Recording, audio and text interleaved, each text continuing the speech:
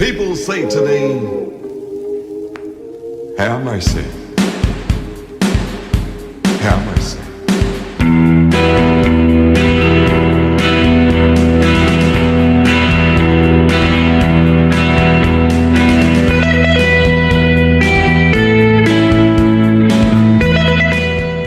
Hey, it's the Good, the Bad, and the Wrestling of Tony James podcast, and the bells of justice are ringing today.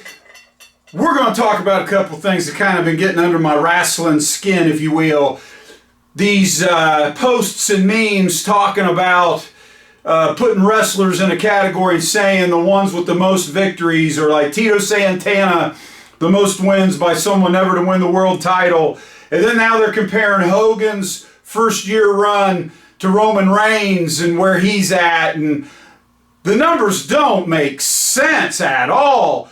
With Roman Reigns, maybe, because the wrestling world has changed and guys aren't wrestling 350 out of 365 days, 3,000 days, however many days. They're not wrestling as much. All you got to do is go to Cody Rhodes' social media. He tells you what he's doing every month. They're averaging 10, maybe 15 times a month, if that.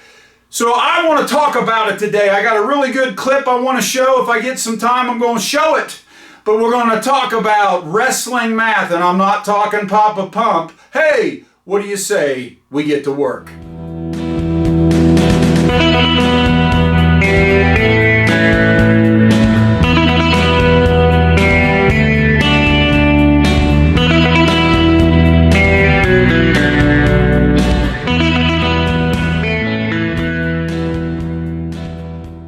Hey, this is the Good, the Bad, and the Wrestling of Tony James podcast. And I just want to thank my sponsors before we get going here. Jose Sanchez Boots out of El Paso, Texas. Make sure you hit them up, look them up. I love their boots. They do a great job on all my boots. They'll do a great job on your boots. How about Southpaw Boxing Club, based out of Hilliard, Ohio? They're going to get you in shape, keep you in shape. They are the end-all, be-all when it comes to boxing clubs. Three Brothers RC, if you're looking for high quality, the highest quality, worldwide RC products, you want Three Brothers RC.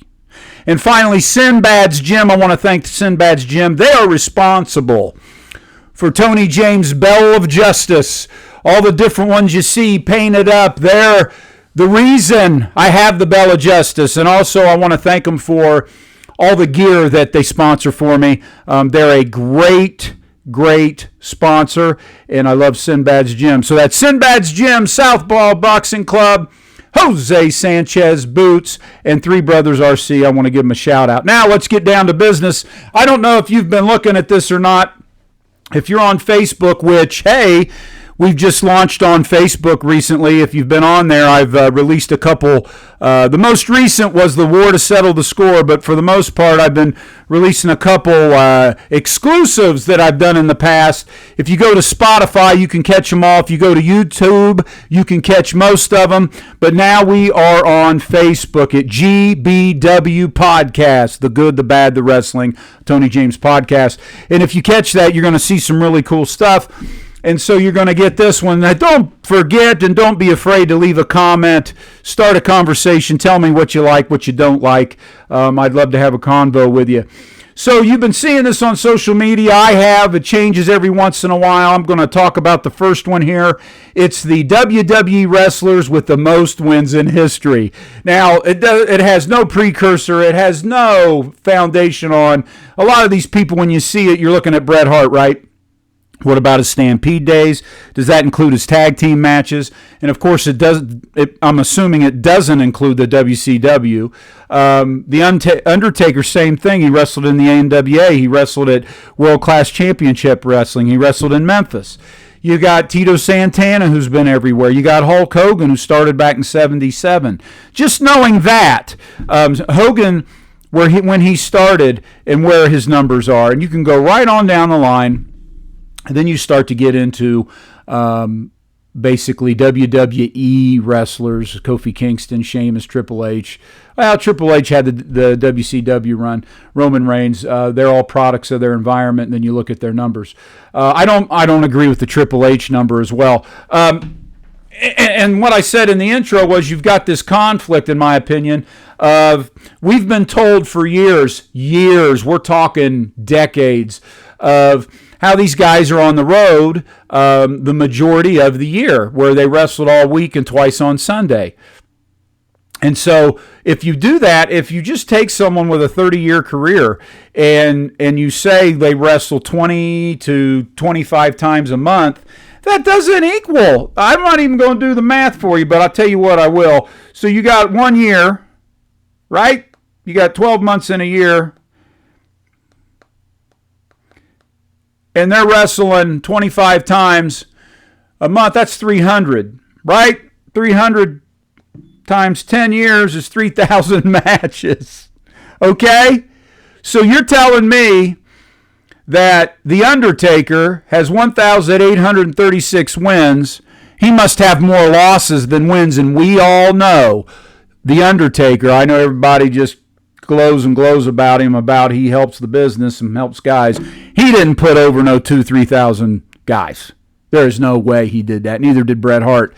Bret Hart wrestled the same way. Hogan probably had a more extensive, way more extensive travel and match monthly. He may not have been on TV every month, and I know everybody said he never defended the title. Yeah, he did. He had multiple house shows. Almost, if not every time he wrestled, he was defending the title. And we're going to get to that here in a minute. Tito Santana, he's listed as the most winningest WWF star, and I'm calling it WWF, most WWF star without winning the world title. And that number fluctuates. Well, good Lord, how many did he lose?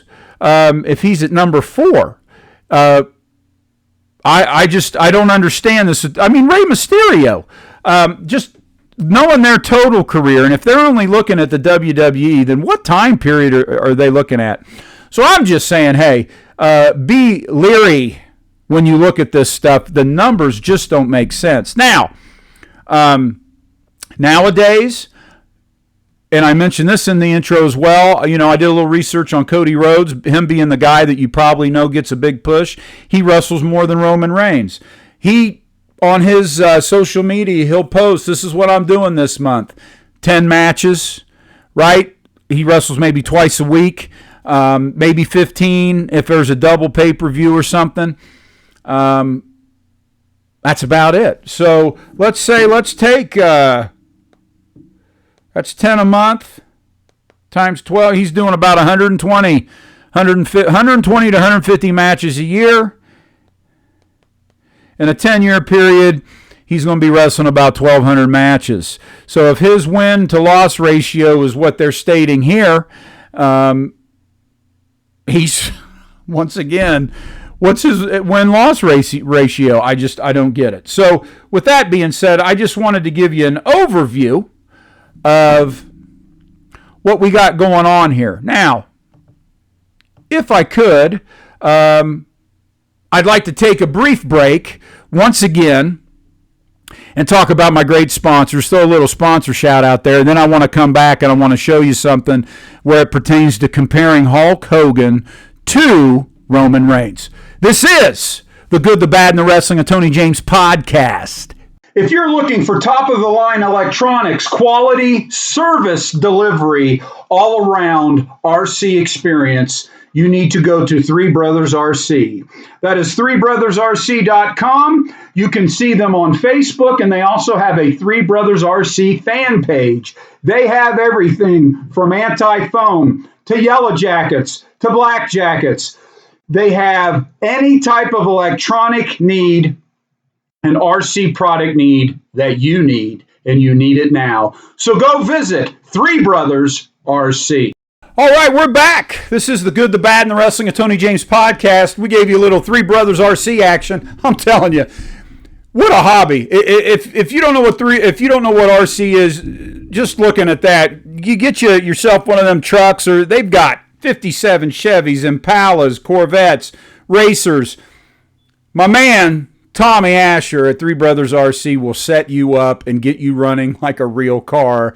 He wins competition after competition. He's been all over the world, not only on the U.S. team riding bikes, but like we're talking Olympic gold level, but also competing in RC.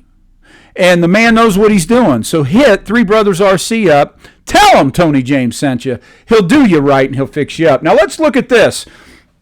We just talked about the overall postings of who's won the most.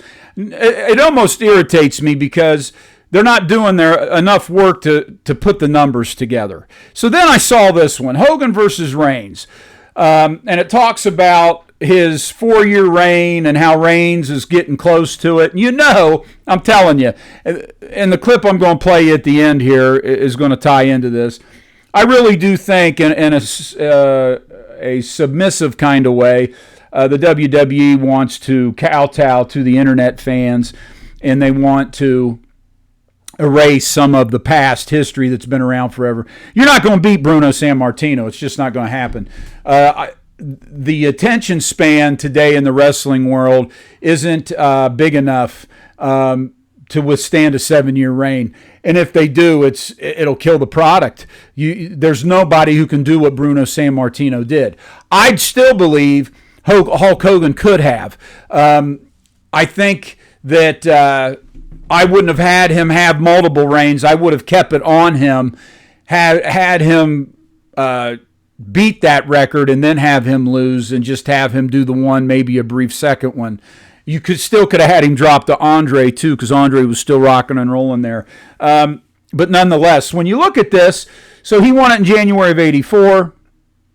He was 30-35, wins, loss, 69-8, 79 title defenses. That's bogus. Most defenses in a year, 24, least defenses. That makes no sense to me. So let me tell you something. The only reason I know this is because I lived it.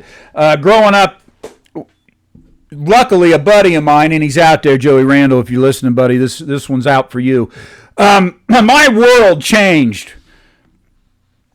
Joey had the old school satellites, the big like weather satellites, right, that you had to have if you wanted anything. And my world changed when Joey got that, and we'd watch wrestling on the weekends.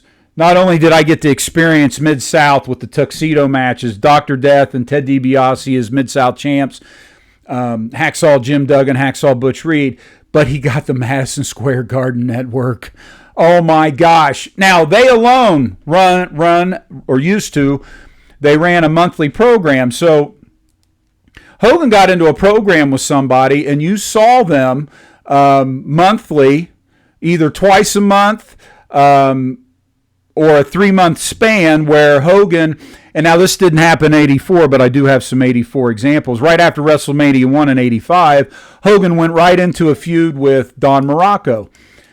He wrestled Don, he wrestled him again, and then they brought him back in a cage. Okay? So taking that concept, the Madison Square Garden concept, in 84, there is no way he had a 29-2-8 record because he was wrestling in 84 now. This is also what I liked about how they were booking. Of course, at the time, you didn't know that. You were just watching him wrestle everybody, right? Orndorff came around. Studd was around. Dr. D, Iron Sheik, the Masked Superstar, and Greg the Hammer Valentine. So, and then you had guys like Rusty Brooks, Mario Mancini, and John King that Hogan did house shows where he just kind of beat enhancement talent.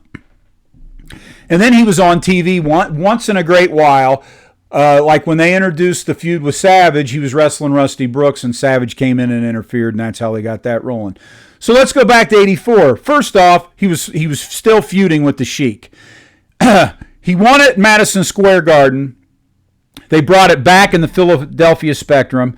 They took it to the Meadowlands. They took it to Boston. Okay, there's 4 arenas right there. Sometimes they went to L.A., and sometimes they dabble in Denver. Okay, now, when he feuded with Dr. D in 84, not only did they do it in Madison Square Garden, at the Spectrum, at the Meadowlands, and at Boston, they did it in Minneapolis because that was intentional because they were both AWA boys. Don't forget, not only did they do single matches, heavyweight title matches, they tagged Hogan up with somebody to wrestle these guys.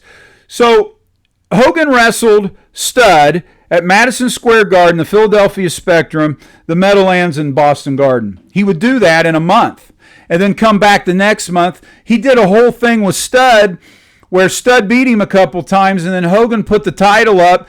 You can beat me, count out, DQ, it doesn't matter. If your hand's raised in victory, you become the heavyweight champion. They ran that at the Madison Square Garden, and then they took it to Philadelphia. So if you saw him, all you got to do is go on the network, and if you're lucky enough to have these matches taped, which I do, you get to watch not only him wrestling in Madison Square Garden against John Studd. A week later, he's at the Philadelphia Spectrum. Then he's at Boston Garden. Then he's at the Meadowlands. And then they bring him back to Madison Square Garden to do the rematch. And then they take him back to the Spectrum, and he's tagging with somebody, with Andre, right? And then they bring him to Boston, and he's wrestling him again. So just knowing he wrestled Stud in a month, just Stud, okay? And you can't tell me Hogan only wrestled 4 times a month. So he wrestled Stud for a 3-month program. That's 12 matches right there, okay? He's wrestling throughout the week at other venues. So he's feuding with Stud, Orndorff, Schultz, Sheik, the Masked Superstar. Now, this is a combination of the big green belt and the original 1984 belt, and that's how you can tell who he's wrestling and when he's wrestling, because he still had the 84 belt on early February at the War of the Settle the Score, and then it moved into the 85 belt.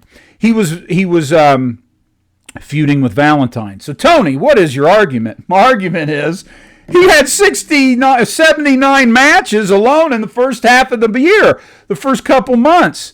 To say that's all he did, every time he wrestled the Sheik, it was for the title. Anytime he wrestled anybody, you always knew something was up. Normally when he wrestled Enhancement, it was a non-title match. So this whole Hogan only wrestled 79 times in 1984, and he only defended it 4 times in 1985. 85, he was red hot, right? He just started in with Piper. So he feuded. They brought him back around with Orndorff in 85. 84, 85, he wrestled with Orton. He had a huge match in the Meadowlands with Orton. He tagged with Andre against Bundy and Stud. He had in 85, he did the circuit with Bundy. And you know that. He did it in Boston Garden with the red knee pads.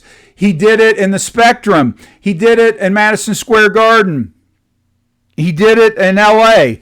And he did the circuit with Funk in 86. The end of 85 into 86 in Denver, along with the Boston Garden, the Spectrum, Madison Square Garden, and the Meadowlands. And I'm not talking about the other venues. He dabbled in St. Louis in 86, down in Houston, 85, 86, when they started seeping into that area. And that's just Columbus, Ohio ran a monthly show, if not twice, at least once a month. Now, Hogan didn't come there as much, but I will tell you where he did do every year, and that was the Ohio State Fair. In 84, he did one with John Studd. He came back the next year and did one. And then frequently he would come to Columbus, Ohio at the convention center. So, and then he was up in Cleveland. He was down in Cincinnati. He ran the circuit.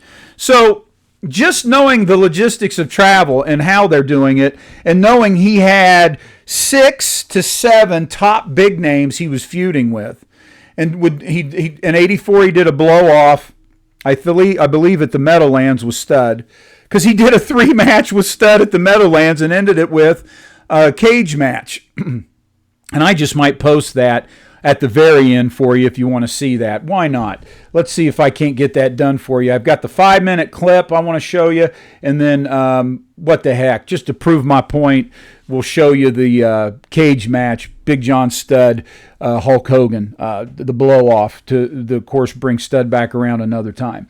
So my whole point is this. This is bunk right here. Hogan had many more matches, defended it many more times. You can't compare Reigns to Hogan. There's no one like him.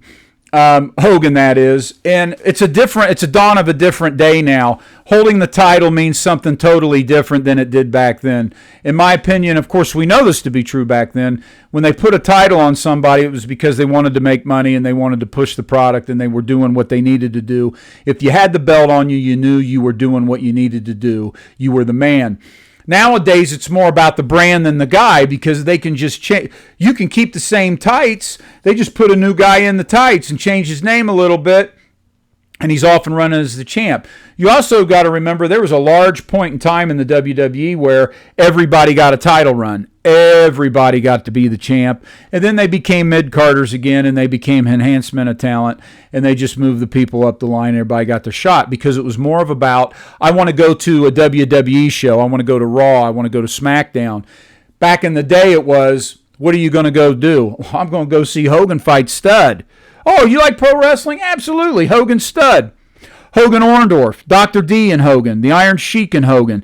That's what you said. I want to go see Ricky Steamboat versus Don Morocco. That's where we're going. Oh, you're going to the convention center. Yeah, nowadays it's not that. So it's totally different. Now, I'm not degrading what the title is. At the end of the day, both products are the exact same, even though it's 30, 40 years later. Wrestling is what wrestling is now.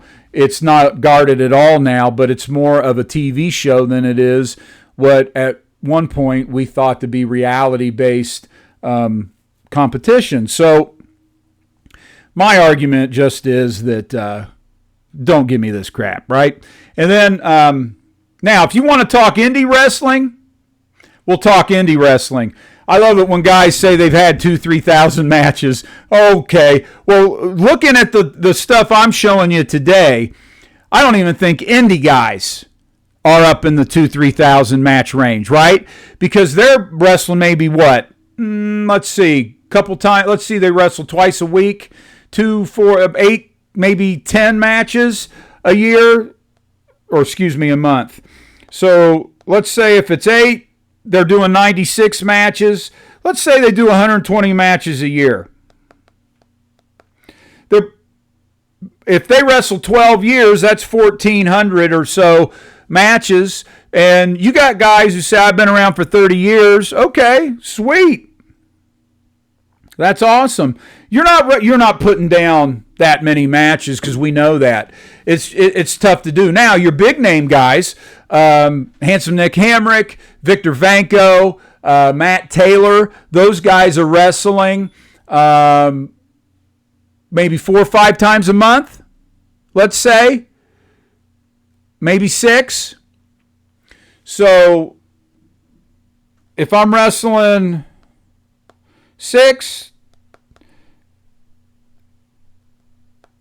pardon me, so maybe they're doing 72 to 90 matches a year.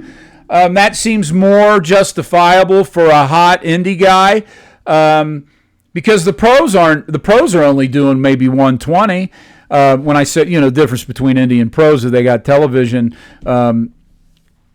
exposure rather than the indie guys working their butts off. So not that the other guys don't, I'm not saying that, but it's a totally different animal when you're working your butt off on the indie scene trying to get recognized and noticed.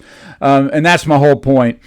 Numbers are sketchy. It's almost like guys are always working guys instead of counting exactly what they do, because I've been around for a while and I'm nowhere near these numbers, I'll tell you that, and I'm on a consistent basis. So with that being said, I just wanted to throw this out there to everybody and see what they think. If you believe these numbers, if you actually defend and believe, yeah, this is what's going on, then hey, sweet. Leave a comment. Tell me where you're getting your information, because I'm telling you right now, if this is Hogan and I'm fighting for Hogan on this, you can't tell me Bret Hart, Undertaker, they have just as many matches. They've gone a little longer than Hogan, and they wrestled more than Hogan did in Hogan's twilight years. They were still going strong, so they should double or triple the stuff people are saying they did. And like I said, we don't even know if that includes anything that's totally non-WWE/WWF stuff. So with that being said, we're going to transition. There was another little meme here about Hogan and his wins and losses overall, which is totally fabrication in my opinion. But what we're going to do now, I'm going to put a clip on you. It's Vince Russo. I'm not a big fan of Vince Russo, but I thought this was an interesting clip when I saw it. This goes back to why I think they're trying to raise Hogan they want to put a modern day guy in the top 4, right? And they can't get San Martino. Bob Backlund is right up there with a long 6-year run. And now, of course, Hogan has Backlund on total number of days because he had more title reigns. But when you talk about single title reigns, it's San Martino, Backlund, Hogan, and they want to get Reigns up in there. And of course, it would mean something. At some point, it would have. I don't know now, other than we got to get Hogan out of the top 3 and get one of our modern guys up there. And they've put so much effort behind Reigns now that you might as well let him keep the belt for a while and let him break all these records, which, in my opinion, doesn't mean the same as when it happened back in the 80s and early 90s. So with that being said, of course, in the 70s, of course, 60s and 70s with San Martino and Backlund. So with that being said, I have another argument with that is, for some reason, and I agree with the clip, that people are just, it's cool to hate Hogan. It's cool to hate him. And I'm talking about the professional wrestler. Anytime I talk about these guys, I don't know them personally. I don't know what's true and what's not when they call them liars, when they say they do things.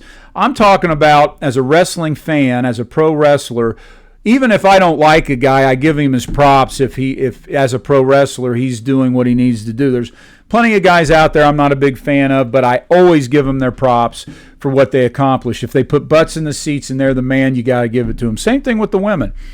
So with that being said, as a pro wrestler, I don't know why the modern day fan dislikes Hogan, other than their darlings, such as CM Punk, half the AEW roster, and a lot of the new guys in the WWE don't like Hogan. They go out of the way to let you know that. And so, of course, then all the fans got to jump on and show their loyalty. So with that being said, we're going to watch this clip with Vince Russo on one of his podcasts. And then you got to wait till the very, very end.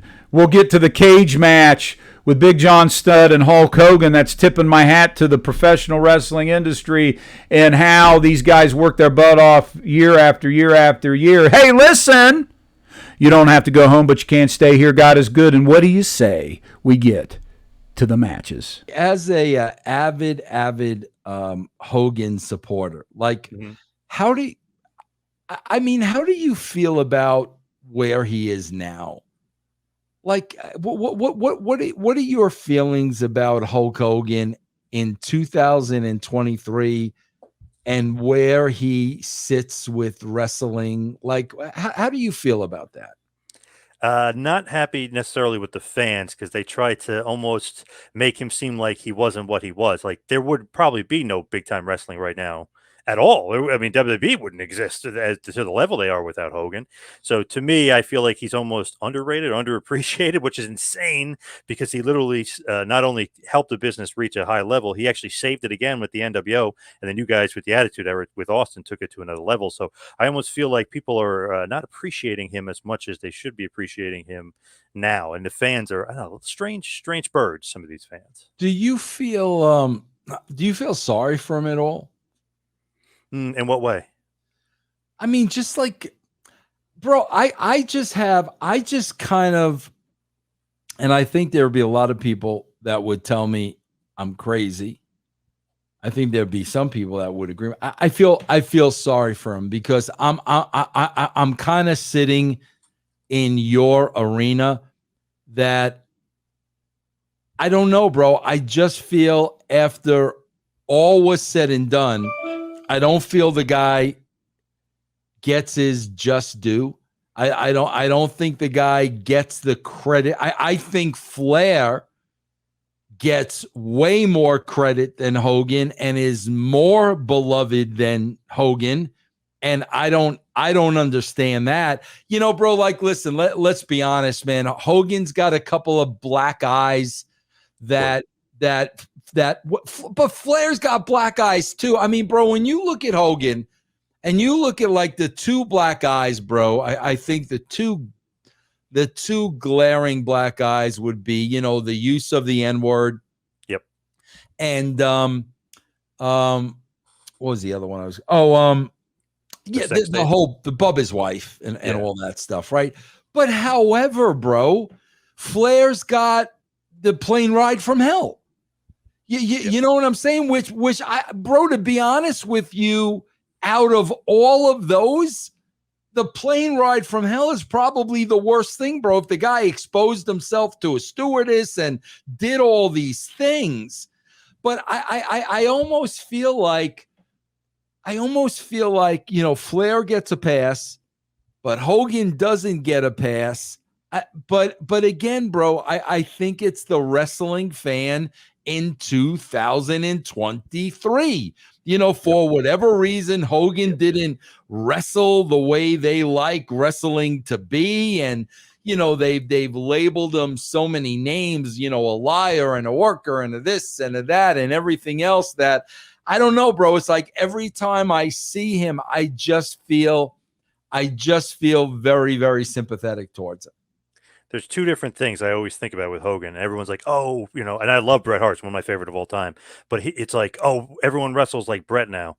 Well, you're not making the money that Hogan made, and half the audience watches. Absolutely, so obviously, bro. if you wrestled like Hogan, like some guys are trying to do like Roman Reigns, he's at the top. You know what I mean? You kind of end up making more money. Like Steve Austin, when he got to the top, he was a punch kick guy. I mean, he wasn't doing the awesome stunning Steve work that he used. So it's like there's a point where it's like, okay, if you want to be Bret, that's great, but you want to be Hogan, you're going to be making a lot more money to be top. And then the second thing is Ric Flair in a recent interview. This is so funny, and he even said it because he always says Hogan and Austin are the two goats because they made more money than him. So I totally agree with that. But he goes, in the 80s, my dad said, "You're not the world champion." He goes, "Yes, I am. I got the belt. I'm the NWA world champion." He goes, I don't even know where you wrestle or who you wrestle for, which is funny to say because NWA was huge and so was Flair and he made a ton of money. But he goes, Hulk Hogan's a real world champion. And then Flair thought to himself, he's like, you're kind of right because he makes way more money than I do. Like, and that's the business. And that's what Hogan always says. The business is a shoot because it's about money and I'm making the most money. So that's another thing too. Flair's dad is saying that Hogan's the champion. Yeah. Or, in the 80s. So why do you think, I think it's a fact.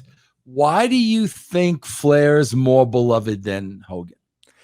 The awesome promos, like people can go, the memes and the gifts, everything with him, like you go back and they can kind of live vicariously. And he was a great worker, quote unquote. So they love the work rate, you know what I mean? So it's just weird. I think they think he's so cool. They kind of want to be him almost.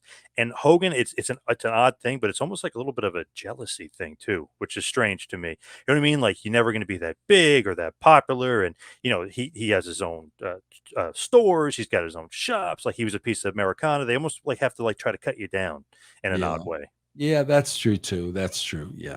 Sad but true. Yeah. I mean, yeah. It's crazy to think that Hogan's not thought of as like the all-time GOAT, but thank God Triple H and Vince always bring him up and they put him in the front of every video because I feel like without that, I feel like people would even disrespect him even more, which is insane. That's probably true. Probably true.